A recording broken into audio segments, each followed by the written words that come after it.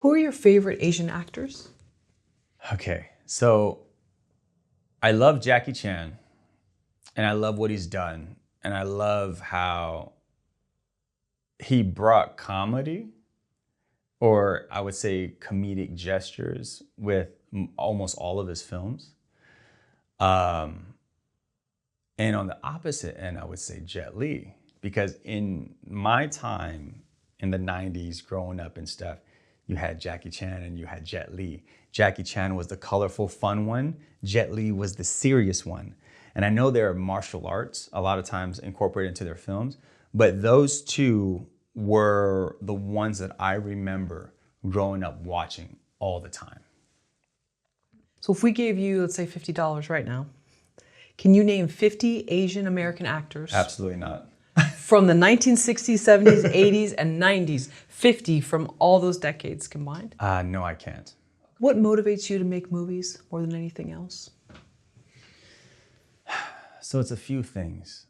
I really want to influence a generation of American Asians. I want to, even if it's to crack that barrier, I want to move that barrier as much as I can. And what I mean by that is, like, I want to see Asian Americans in American cinema playing every role.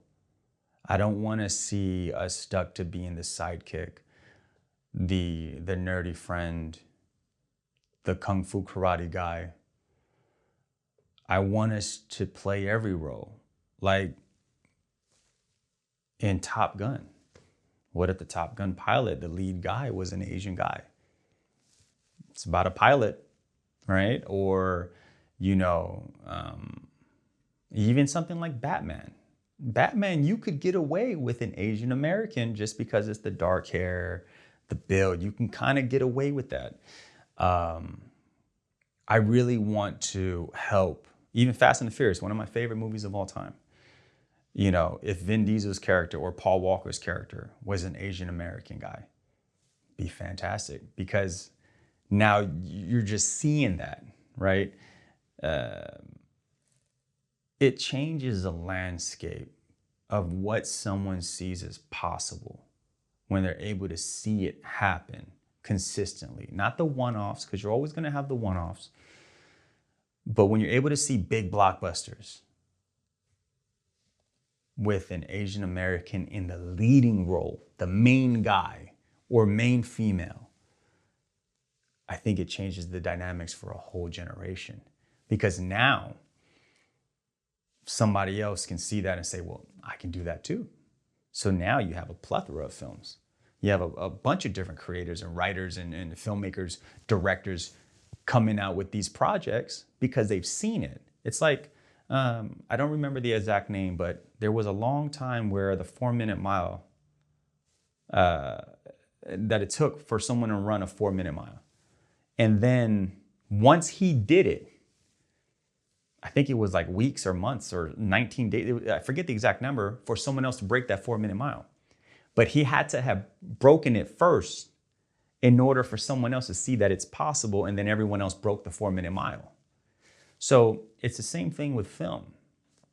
You have to see someone like you break that mold for you to say, okay, I can do that too. Yeah, absolutely, I can do that too. So, it's similar to Keanu Reeves, right? Keanu Reeves is a great example of someone that broke that mold. But how many Keanu Reeves are there? Not that many. So I'm hoping to help break that door, whether it's the front door, side door. We built a new house in that neighborhood, and present to the world that, hey, we're more than just the punchline. Dean Cain? Yes, and Dean Cain. Dean Cain played Superman. Sure. Great example. So I think that if we're able to do more of that, we're able to impact cinema in a large way. And if you think about it from a business standpoint, there's so many Asians in the world. Why wouldn't you want to tap into that market full blast? When you were going on auditions in LA, What did casting directors tell you was your look? And did you ever turn down roles because you thought, I don't want to play a stereotype? So I turned down a lot of roles in Atlanta, or a lot of, I'm not gonna say roles because they weren't presented, but auditions where I didn't even audition for them. And it could have probably hurt me where the casting director at some point was like, all right, we don't even want to see him because he turns everything down. But in LA, I was so hungry for any role that I would have taken any role. But it was always the same roles where the same actors were always in the room. In hindsight, it was great because, you're getting an opportunity. Because again, no one's gonna create that role for you unless you create it yourself, because you're not proven, right? I'm not proven unless something does well that I'm in this particular role, because now there's data associated with that where it's like, okay, well, people like seeing this guy play this role. There's no data behind it, then there's no gauge. And if there's no gauge, there's no money that you can associate it with it, because every time you spend $1, they want to get 2 or 3 back. So the machine itself did what worked for hundreds of years. But in order to innovate, we have to innovate. We have to create and become the creators.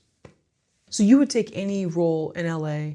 What did the casting directors tell you was your look? Do you know? So here's where I had a double-edged sword. When they looked at my picture, they're like, okay, great, bring him in. When I opened my mouth, they were like, he's not the guy. So it worked in commercials and print, but I was never Asian enough. So because I was never Asian enough, when I opened my mouth, they said I sound too urban. Those are the exact words. You sound too urban. You're not Asian enough. Huh. It's interesting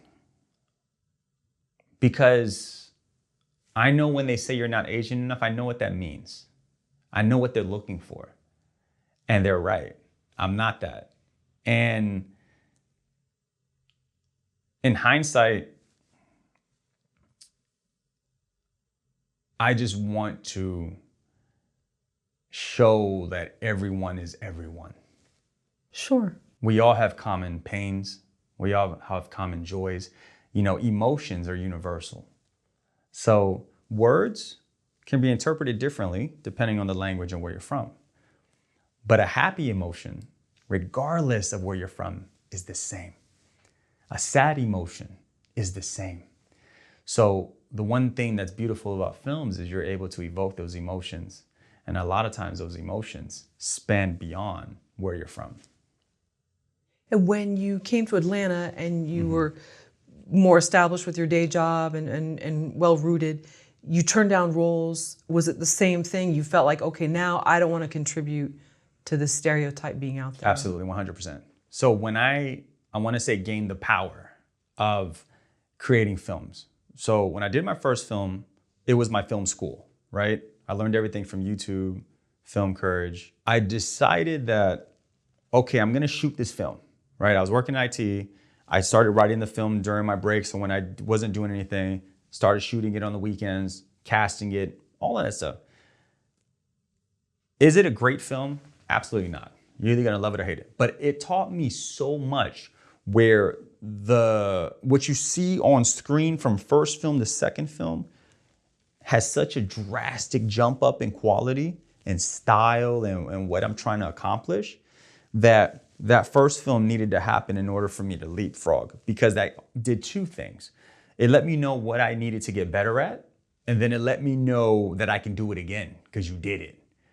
So that's why it's so important for filmmakers to get that first one. Don't wait for the right opportunity. Don't wait for the right time. Don't wait for the right circumstances. We all want to shoot on $100,000 cameras and lenses and have, 10 hours to shoot one scene. But when you're an indie filmmaker, you're going to shoot 10 scenes in 3 hours. You're not going to get that many takes because you only have this location for 4. And you have to set up, pack up, shoot, get out, clean it up, make sure you leave it better than when you got in. So that stability was crucial in allowing me to create.